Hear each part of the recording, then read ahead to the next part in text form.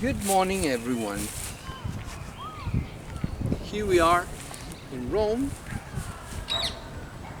My name is Maurizio Romoli, and we will talk today again about the book A Way to Balance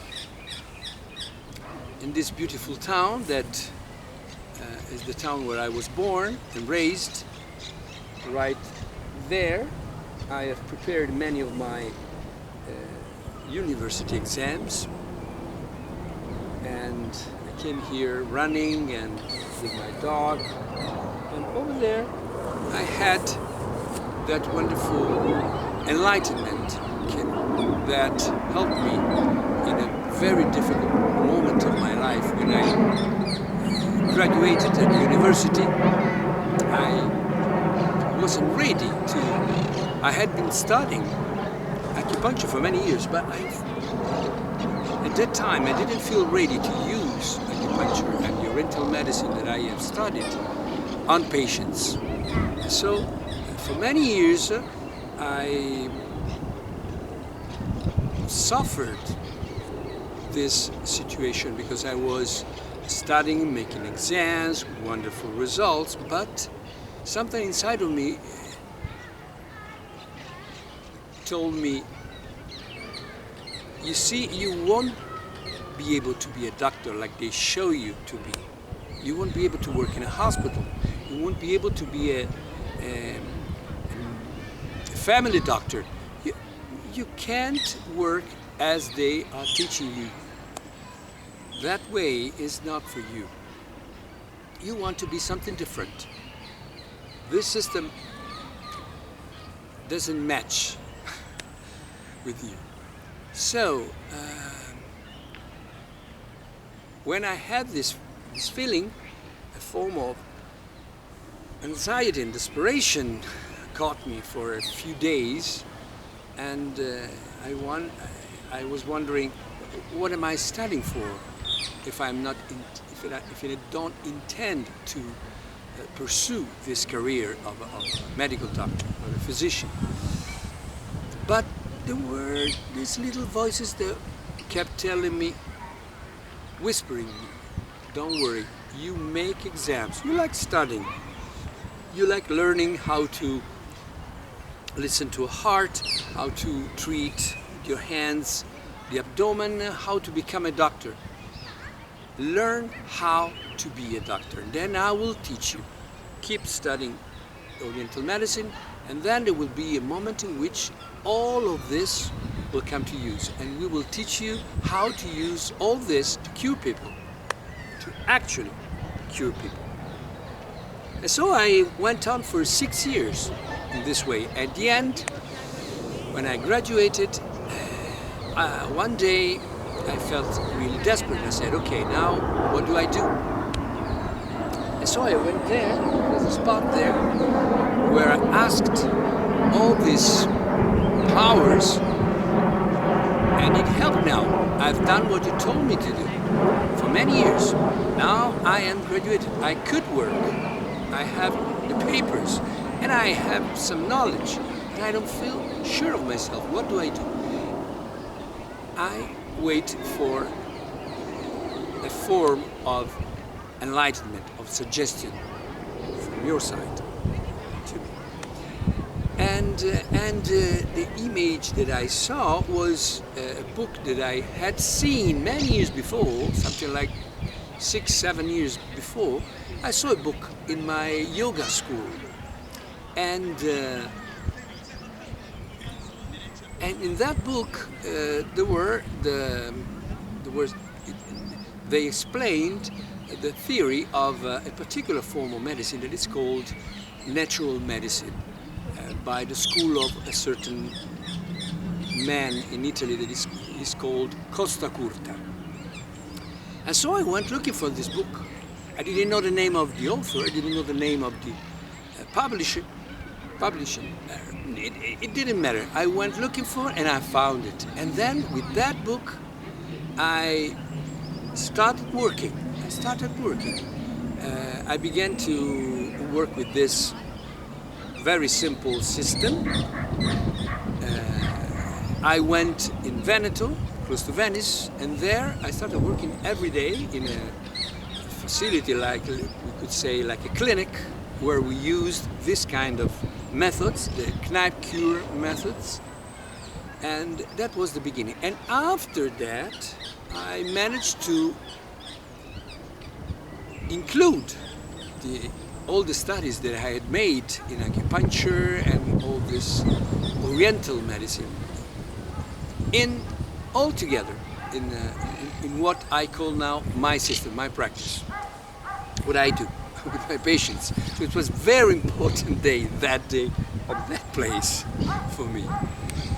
And I thank all those powers that led me silently, whispering in my ear and giving me suggestions that I always evaluated my rationality, my reason, my feelings, and it was wonderful.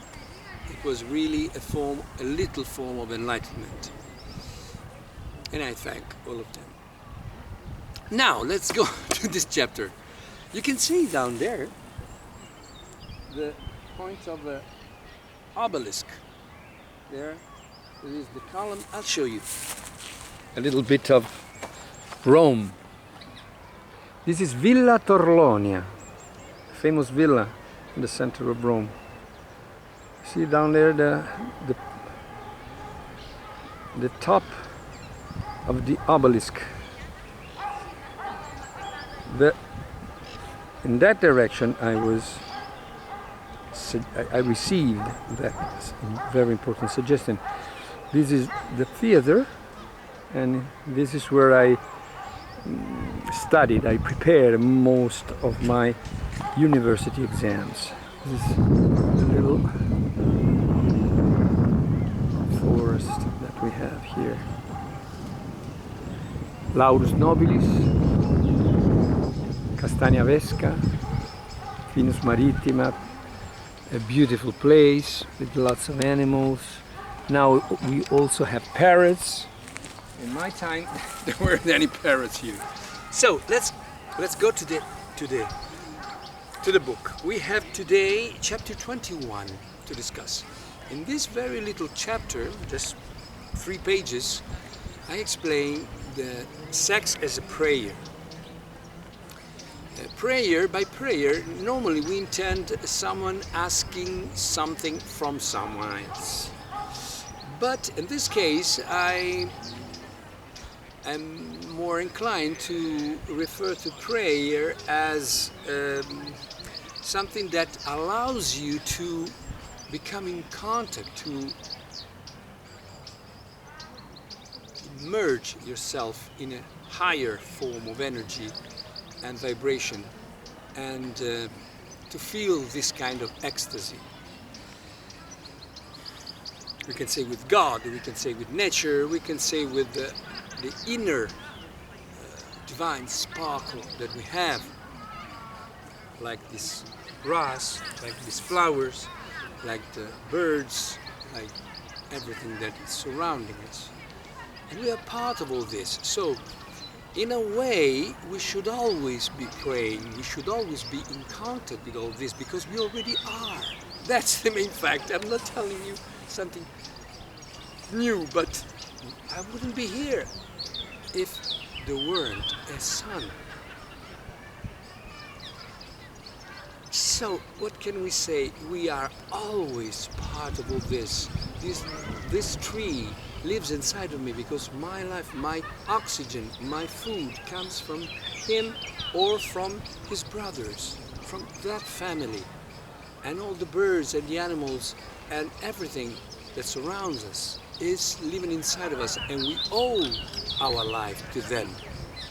We are part of the same being. So when we say prayer, we mean we should always become just aware of what already is, because it already is. This is the situation that we live. We simply are not aware. We are like spoiled children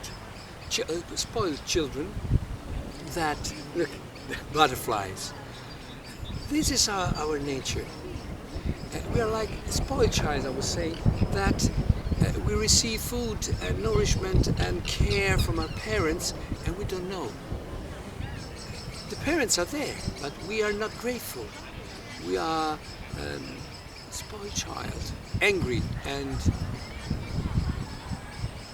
sad. But if we thought, how grateful should I be with all these powers, with all these parents, with this family that we have, that each and every one of us has, how grateful we should be to this family. We are part of this family.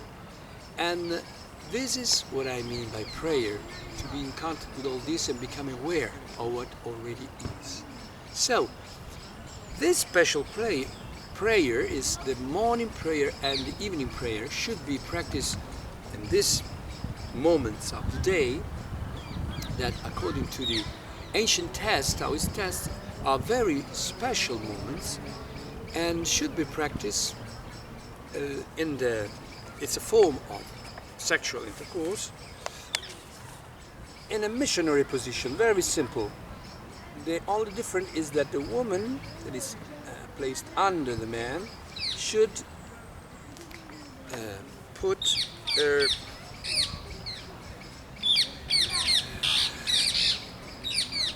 feet, her leg and her feet, and around the leg of the man, in this way, like a snake, okay? And we could be kissing each other. They suggest eyes closed and little pushes. We have the penetration here, little pushes, just to keep the erection on. The female can get to the orgasm, the climax. The man shouldn't. And if we do this, try to feel, the parrot agrees, we feel the love and the energy that flows between us and our partner, we should get an amount of energy that is very difficult to have in other exercises. The ancient texts say that if we master this exercise, all the other exercises become less important, let's say so. Clearly you have to have a partner to do this prayer. And what I personally tend to say is that we should try every exercise. Each and every one of them has its own power, its own energy, its own vibration, and try to decide which is best for us. Another exercise that could be practiced in a couple is the spoon exercise. So we lie on our side and the man is on the back and the woman is in front, and we try to breathe simultaneously, like one being. It's very easy, it's not tiring, can be done every time. I suggest these exercises because in this way we can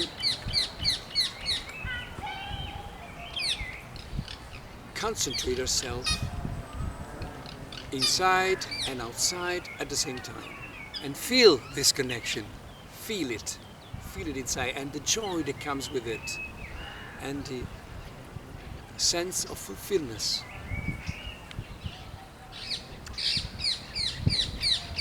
With these words, I salute you from this wonderful place in Rome and see you with the next video. So long, everybody.